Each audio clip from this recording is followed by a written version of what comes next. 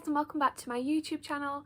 Today's video is going to be my February wrap up. I managed to read 5 books in February, which isn't as much as I would normally read, but to be honest, I'm quite proud of that. February is a short month. It was a very busy month for me. So in terms of how I read these books, I read 2 of them physically, so I read these 2, and then I read 3 on audio as well. Hopefully this will be a really short video, and let's just get into it. So the first book that I read in February was Pigeon Blood Red by Ed Duncan. This book was very kindly sent to me by the publisher.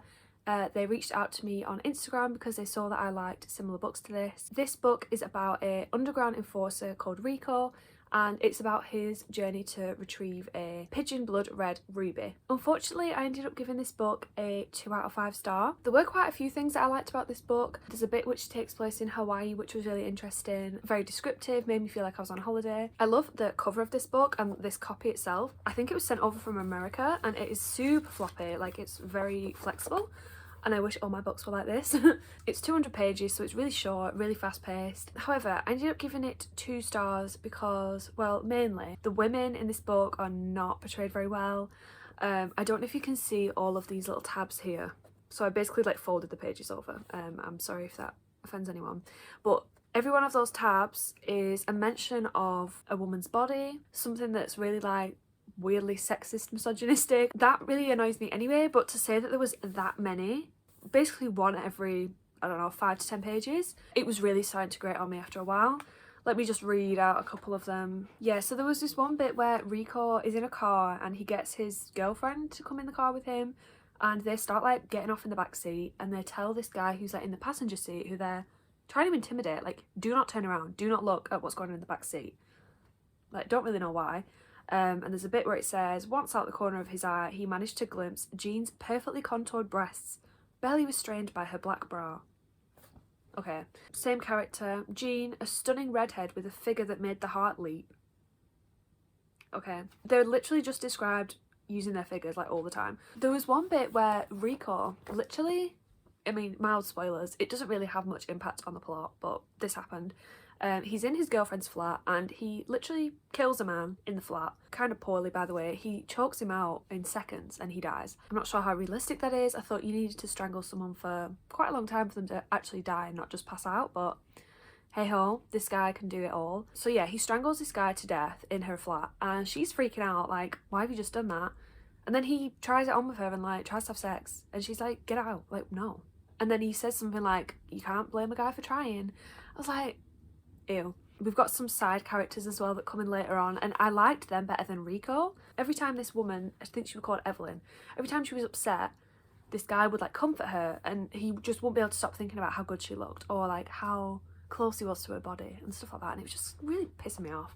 And to say that Rico is like one of the top underground enforcers, he sure gets distracted by women a hell of a lot. He's like doing a scout mission thing on a beach and he's getting distracted by the bikini clad women. Ended up not really liking this book because of that. I didn't like Rico at all. I think this is a trilogy and I won't be reading the others. However, when I looked on the reviews, a lot of them were like good reviews, so maybe if you're the kind of person that can just like look past stuff like that. For me, I really can't. For me, it just like proper gets my back up. If you can kind of get over that sort of stuff and you're looking for more of like a fun, fast-paced book, you're not too invested on like what the characters are doing, who they are, then this could be something that's like really quick and fun for you. I probably wouldn't recommend this one because I don't want you to get angry about the portrayals of women either. The next book I read, I listened to on audio, and it was Monday's Not Coming by Tiffany D. Jackson. This was actually surprisingly good. I gave this one a 4 out of 5 stars. We're following this main character. I can't remember her name. I never remember characters' names. But she has this best friend called Monday, and over the course of one summer, Monday just disappears. She stops talking to our main character and no one has seen her for a really long time. She asks Monday's family where she is and they say she's staying with different relatives, but the story never seems to properly make sense. When they're meant to go back to school, she just doesn't come back, and she's really struggling to get people to actually pay attention to the fact that Monday is not there. Monday's missing and no one seems to accept that. So we're following our main character across a couple of different timelines. There's one where we get to see a lot about her and Monday's relationship. There's one where she is just finding out about Monday not being there and trying to find her, and then there's one that's more present day and she's like still trying to find her. I really loved this book. I loved the relationship between our main character and Monday. There was a lot of backstory and it was quite a slow burn, but I really liked that. I actually ended up listening to about 90% of this book in one day. I was just really engaged with the story, really interested to find out what was going to happen. This book also, for a YA, it got super dark. The ending is so dark, so messed up, and I love when a YA book gets really dark because it always shocks me because I'm just not expecting it. My only two issues with this book, the first one is with the timelines. They're really confusing. I didn't really know where we were at different points of the book, but the timelines are titled like before the before, after the before, and stuff like that. And it just didn't really make a lot of sense to me. It didn't bother me too much, but when I finished this book I did have to look online just to see the timeline like in order, just to make sense of it. And then my other issue isn't to do with the book whatsoever. The story of what happened to Monday is inspired by a real life case, and I have already listened to a podcast that is about this case in particular. So the things that should have been like really shocking to me, I feel like I was expecting them because I was like, hang on a sec, I feel like I've heard this story before. That's not an issue with the book. I loved how Tiffany D. Jackson used this case in this book. It was just one of those things where if I'd never heard of the case, I probably would have been like absolutely gobsmacked, but because I kind of knew what was coming. But other than that, this book was a really good YA story. Very emotional, very hard hitting, and it's probably one of my favourite YA books that I've read. The next book that I read in February was another audiobook, and it was Mother Loves Me by Abby Davis. This book is about this girl called Mirabelle. She lives with her mother. She has to like dress up as a little doll. She has all these cutesy little frilly dresses. Her mother puts makeup on her every day. She literally treats her like she's a doll. For her 13th birthday, her mother brings back a new little sister who's this 5-year-old girl. She calls her Clarabelle. She says she's rescued her from the real world where she was living with an abusive father. However, Mother starts favouring Clarabelle and starts neglecting Mirabelle, and Mirabelle starts like snooping around the house, finding out what really happened to her when she was younger, finding out how she can escape because she gets this feeling that Mother only needs one doll and she's going to pick Clarabelle over her. I ended up giving this book a 2.5 out of 5, I think. I was really interested in the beginning of the story, but I think as it went on, things just started to fall apart a little bit for me. It just seemed to keep going on and dragging the story out even further when I feel like it didn't need to be that long. The mother was a very unrealistic character. She seemed to be like some bizarre superhuman Terminator woman at some points because she seemed to escape from a lot of situations that you wouldn't expect anyone to escape from. Then I also started getting really annoyed by Mirabelle as a character. I don't know if that was because of her voice actor, I'm not sure, but she kind of reminded me of Keira Knightley. So trying to picture this like child 13-year-old who seemed to be like very adult and very knowledgeable, and she said it was all because of the books that she was reading in her house.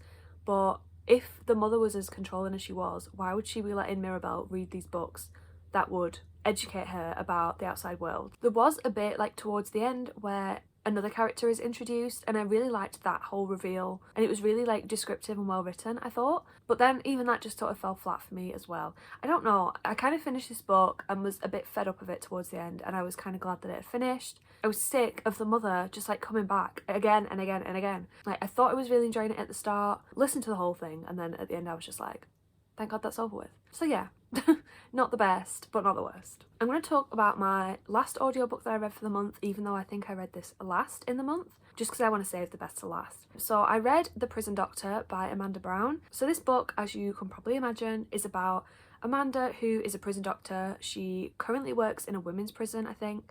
I actually have a book downstairs, like a physical copy of The Prison Doctor, but it's like women in prison. But this one is about how she started working in prisons in the first place. It talks about her job at Wormwood Scrubs, which is a really famous men's prison in England. She's basically talking about stories from that time, and then there's a tiny little bit about the women's prison as well. So I don't rate non-fiction books because I just don't. I ended up not really liking this book because it felt a little bit too good to be true. Obviously, I don't know Amanda Brown. I can't say that this book is like a lie, but some of it just felt a little bit exaggerated maybe, or hammed up a little bit. I feel like every single prisoner that she ever met loved her. She had very minor issues with prisoners, and even then they weren't like personal or anything. There's a lot of times in this book where Amanda is questioning if the job is worth it and if she's even making a difference to these prisoners' lives. Part of me thinks, you're a doctor, you're obviously making a difference. Like, you don't need to reform and change everyone in this prison. That is not your job. But then by the end of the book, she kind of decides that yes, she is making a massive difference in these prisoners' lives. She does talk about the realities of prison, and some of it is really harsh and brutal, but it seemed to just be a little bit glamorized, maybe a bit glossed over. I also feel like she got a little bit snobbish towards the end. There's a bit where she goes and meets with like other doctors that she knows who are like GPs, normal like community doctors. She comes across that she thinks she's above them because she's worked in more dangerous situations, she's dealt with a lot more, she deals with a much more difficult clientele, and it's almost like it puts her above everyone, and she just can't bear to speak to these people anymore because they don't know what she's been through. But she's been through a really, really good time with these prisoners. She's like best mates with them all, and she loves them all, and they're so kind to her. There was one bit where she gets like catcalled from a cell, and she goes and like confronts the guy the next day and says, "Why did you do that to me?" And he said, "Oh, sorry, I didn't realise it was you, Dr. Brown. I just do it to anyone that walks past." And I was like, see, even that, the one time that she gets like a bit of abuse, it wasn't intended to be for her. I don't think I'm going to read the second book, which is the women's version. The book is probably going to be very similar. If anything, it's probably going to be more of the same, because one of her like biggest fears was going to work in a women's prison, because a lot of people say that they're much more difficult and that the guys are much more easygoing. So I feel like it's going to be even more of, I was expecting these women to be awful, and now look at how lovely they are and how nice I am to them. So yeah, I'm probably going to on-hold that, to be honest. I didn't not like this book. I still thought it was very interesting, and I'm not saying that like everything that she says is a lie, or that I'm distrusting her account of things. Like, it's her life at the end of the day. I just feel like it's maybe like a very overproduced version of her life. So yeah, when I see that this book is compared to This Is Gonna Hurt and The Secret Lawyer, I feel like those two, which I've read, are better than this one. So yeah, there you go. And then the last book that I'm going to talk about today is 3 Hours by Rosamund Lupton. This book was a 5-star. So overall this month I had 2 2-stars, 1 4-star, a non-fiction that I'm so-so about, which I don't rate, and then this one, which is a 5. So this one redeemed it for me for the month. This book is set during a school shooting in England, and we're following a couple of different perspectives, a couple of the students, some of the teachers, some of the parents, and some of the police who are trying to deal with this situation. This book was absolutely amazing. It is more of like a literary thriller. It has a lot of political elements to it. It is kind of a slow burn, but it also has a lot of different twists and turns. Some of the chapters are quite long. It's very like beautifully written. This is one of the very few books that I've annotated. I don't know if you can see there, but the green tabs are all of my like, I love this quote, and then the pink tabs, I tabbed that one because I thought this could be like some of the suspects, and then that pink one at the end there, I tabbed that because I was literally gobsmacked after I read that. It's at the end of a chapter, my jaw dropped, I was in bed, I was reading it, and I was literally like, it fell open, my mouth fell open. I was that shook. So yeah, obviously I had to tab that. Oh, this book is just so well done. It's so well written. There's so much research in it, and it deals with this subject of a school shooting very, very sensitively. It talks a lot about the police response and about counter-terrorism coming in. And one of the women that we're following, her job is to determine basically who is doing the shooting and why they're doing it and what they're going to do next, based on research from previous shootings that have happened and knowing like the psychology behind them. So that part was so interesting. There was a lot of talk about the reasons why previous school shootings have happened, some of the motives that the culprits had, and this officer was using that to try and predict what was going to happen in this story. So that was honestly fascinating. Imagine if that was your job. Imagine you have that much of a high pressure job. It was just stressing me out. It delved really deeply into why this happened and the political context behind it. The whole book is set over the 3 hours that the shooting takes place. It's very suspenseful because it's all ongoing. Each of the chapters are time-stamped. Some of them go back and forth. I really loved seeing this lens on a school shooting and seeing it from like an English perspective, and some of the reasons why people in England would be driven to do this. So fascinating. I just think everyone should read this book because I can't think of a person who wouldn't like it. It's definitely one of my new favourites. And that is all the books that I read in February. I hope you've enjoyed this video.